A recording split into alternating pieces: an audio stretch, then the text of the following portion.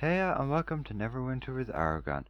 In this video I'd like to show you a DPS build for the Oathkeeper paragon on the Paladin. This build is mainly for solo content or very easy content which you're doing with your friends. In this video I will show you how to basically change your general healing build so it can do more DPS. Alright, so let's jump straight into it. So, to begin with, let's start with the obvious, our powers. With our at-wills, generally you'll be using Vallenhas Strike as your main primary at-will, the same as on your healer. I would use Radiant Slam as my secondary one, just so you can get in the mob's faces much easier. You won't have much use of Cure Wounds, as you generally will just be concentrating on doing damage instead of healing. For our encounter powers, definitely recommend Burning Light. If you fully charge it for its 2-second cast, you'll deal 300 magnitude. It also gives a nice stun effect so that the mobs won't be hitting you. For our second encounter power, I would definitely use Bane. It's by far our best AoE damage power and has a 480 magnitude. However, its divinity cost is fairly high at 300. I would use Bane for AoE and then I would use Smite for single target. So I would always just switch between the two. Whenever you're coming up against a boss, switch to Smite. When you're against a load of mobs, switch to Bane. For our third encounter power, you could use Divine Touch if you feel you need to heal. However, if you're just running against really easy content and the mobs are basically just all one-shots anyway, switch to Sacred Weapon. For our dailies, generally you want to just run with Divine Judgment and Radiant Charge. Radiant Charge being our AoE, and Divine Judgment being our single target. For our class features, if you're running solo content, definitely run with Blessed Wanderer for that 5% extra damage, and then also Composure for divinity regen. For our feats, I wouldn't spend the Astral Diamonds to train all these, so I would just stick with the ones you have on your healing build. That would generally just be these 5 here. You can still benefit from your critical touch if you're using Divine Touch, and Prayer of Opportunity is still very handy to regenerate that divinity when you need to. Sacred Weapon is a decent encounter power, so if you're using it, I would still keep with that Enduring Spirit. However, the Spirit of Audistry will do slightly more damage over time. However, generally you just want to one-shot the mobs, and that way reducing the magnitude isn't very beneficial. And that's about it for the powers. So let's jump on to our character and we'll talk about the gear you want to be using. For our headpiece, generally the Lion Guard's headpiece is the best, as long as you keep your stamina above 75%. For our chest piece, generally I like to just run with the Lion Guard. It has that nice ability to give you a decent heal every now and again. However, if you want to do even more damage, you could consider switching to the Ebonized for those stacks of power. However, it's relatively hard to keep up those stacks, so if you don't even have the Lion Guard set, you could just stick to the Clingy Leather Coat, which you get from killing mini-bosses in Vallenhas. Then for our arms, I would stick with the Lion Guard. However, if you take a lot of damage and a lot of hits, the Lion Guard arms aren't the best, so you may want to switch to, let's say, the Spiked or the Shielded for that extra percentage damage. For the feet slot, you probably just want to run with the Rusted Iron Leggings. However, if the content's more hard, you want to run with your Infernal Forged if you're against like a boss and a long fight, or you want to run with your Lion Guards if you're against just lots of mobs which you kill very easily. Then for our neck and waist slot, you probably just want to go with the Demon Lord set, where if you don't have it, it doesn't particularly matter at all. Demon Lord set generally only gives like 4% damage, really depends though on the mobs you get against and such. Anyway, it doesn't particularly matter about your set, but this is probably the best for when you just want to one-shot mobs. The other newer sets, most of them only have an effect when you cast a daily, so they're kind of useless in the regards to buffing your damage. However, the HP and the stats from the newer sets can help with your survivability and potentially doing more damage if they have the right stats. For your rings, Normally on a healer build you would have 2 of these striking rings of the master for that extra crit to get that 50% crit heal chance. However, if you're switching to more DPS and you want to do more damage, I would switch out to these 2 rings, the Tanner's ring and the gold plated ring. The gold plated ring also comes in purple, which is called the nickel plated ring. The Tanner's ring, there's also the epic version. The epic version is pretty cheap at 28,000 AD, and the nickel plated is a good bit more at 100,000. The Tanners will do basically when you cast your daily, it will hit the next mob that hits you for 50% of your HP. So if I'm just about there at 400,000 HP, I will basically deal it 200,000 damage. And the plated ring will give me that extra damage on my encounter powers. Bane is my main encounter power, so that will be doing my most damage anyway. For our shirt and pants, for your shirt you probably just want to go with the ebony stained raid shirt, drops from Master Expeditions, and will give you that 3% extra damage when your stamina is above 75%. For your pants, I would just go with the Infernal Forge for the extra movement speed if you're against like a mob that'll hit you hard. Otherwise you probably want to go with a lower item level, like let's say the Pants of the Keeper, which gives you the action points when you critically strike, 10% chance. Now for our artifacts, for secondary artifacts, I just have my Shard of Orcus' wand to complete that set, and then I just have 3 storyteller journals. So I have the Frozen, the Flayed, and the Envenomed. I like to use the Envenomed as my primary, just for that action point gain, so I can cast more dailies more often. In your offense slots, you of course want just Radiant enchantments to give you that extra power and that more damage. In your defense, it doesn't particularly matter, but I would generally just go with HP, especially if you have a Tanner's ring. The extra HP will give you that more survivability. If you don't need the defense, it's definitely a better option. For our utility slots, I would generally just go with tacticals for more incoming healing. However, you could just use darks for companion influence, or you could use all the other ones that give you basically more refinement points and gems and stuff which drop. So it doesn't particularly matter. You could use gold gain like radiance again, but utility slots don't particularly matter when you're in solo content. For your armor enchantment, I like to just run with an elven battle, so that when a mob hits you and stuns you and stuff, you get out of the stun effect much quicker.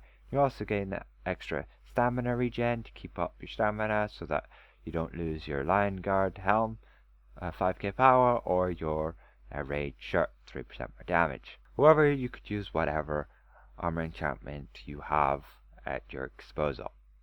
For your weapon enchantment, generally want to stick with Vorpal. It's a good all-round weapon enchantment. It's good in single target and it's good in AoE. However, the ones that excel are the lightning enchantment in AoE and the Bilethorn enchantment in single target. So let's move on to our companions. Currently, I have a summoned companion. However, there are only really 3 summoned companions that are worth it. The Lion is pretty good in AoE. Then we have the Batiri, which is good in single target. And then we have Xuna, which is good in both. She is overall the best summoned companion that there is. However, she is fairly expensive on the market as a result. For our runestones and our companion equipment, bonding runestones, you definitely want them as high as possible, rank 13 or up. For our companion equipment, I'm just using the ones that help me cap my stats. Currently I don't have any runestones in them, but if I did, if you have a summoned companion, you want those enigmatic runestones, and if you don't have a summoned companion, I would definitely go with augment companion, and I would use your empowered runestones for that extra power. Now for our companion passive bonuses, since we generally would just have all the outgoing healing companions, if you don't have any other ones, I would just stick with them. I wouldn't go out of your way to get better companion bonuses. They're not going to help you too much. Currently, I'm just using the Black Dragon Ion Stone to give me that extra crit to cap it. Because in Vallenhas, currently, the cap is 85k, so I would need my 85k crit. And without this 8k crit from the Black Dragon, I'm losing out on that extra crit chance. Then, for my defense, I'm just using 8k defense to give me that more survivability. and the more defense. The cap is 85k, I'm just over 4k under that, but that should be fine. Mobs don't hurt too hard when you have this amount of HP and this amount of defense. Then for my other 2 defense slots, I have the Minstrel for 4k power. Wherever you could put Splinters in another defense slot. However, I just am running with the Iron Golem for more HP. Then for my utility, I'm just running with the Owlbear, since it has a nice damage. Whenever you fail to crit, there's a 10% chance that you will hit the mob for 50% of your power.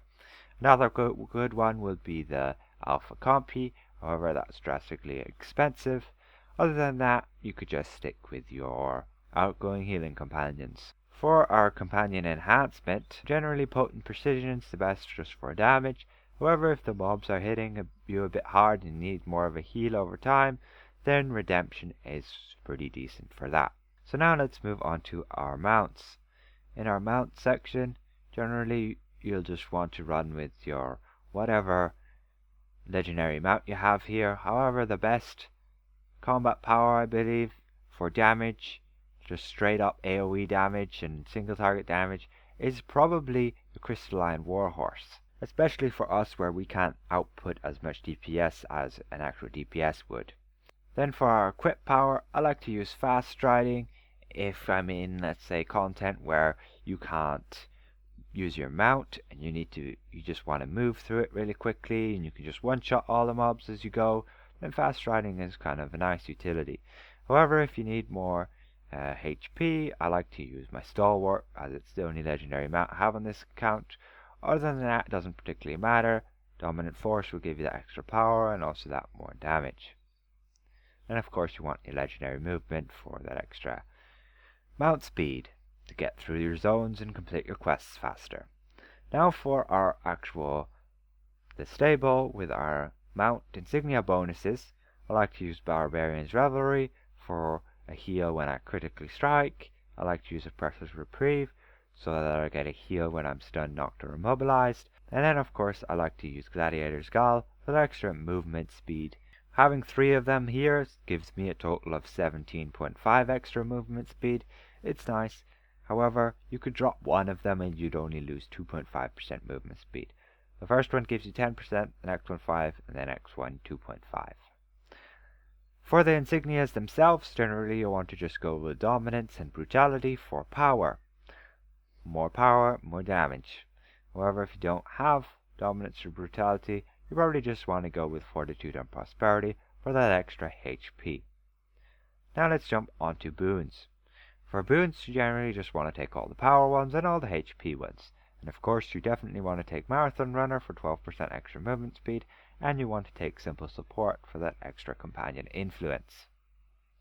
Other than that, for tier 5, you probably just want to go with Critical Strike, and let's say Action Point Gain or Recharge Speed. For us, it's probably Action Point Gain is more beneficial, since we generally use our Divinity to do damage.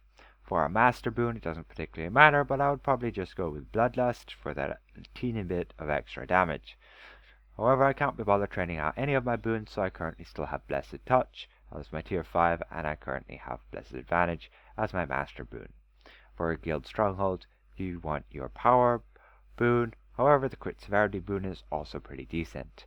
For defense, just take whichever you need. HP is good, defense is good. Utility, of course you want that mount speed to get around the zone quicker and complete those quests faster. Okay, so I believe that's everything. However, the difference between having an Oathkeeper DPS build and a Justicar DPS build is basically an Oathkeeper DPS build will do more damage over time, especially when you're in longer drawn out fights. However, a Justicar build definitely excels more when you're in just a quick fight and you just want to one-shot those mobs easier. With a Justicar, you'll have a harder time regenerating divinity over time, especially when the mobs don't hit you much. With an Oathkeeper, you have the ability to just hit your tab power and regenerate short bursts of divinity over time.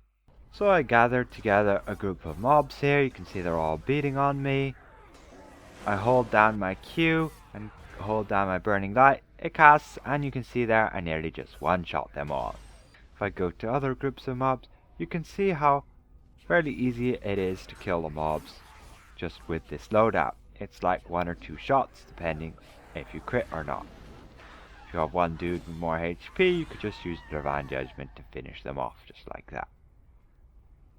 You can see there, just one shot from my Bane, just one shots all those mobs. So essentially that's this build. If you liked what you saw here, consider leaving the video a like. If you're new around here, consider subscribing. Also, if you have any questions, feel free to leave them in the comments below. Goodbye for now.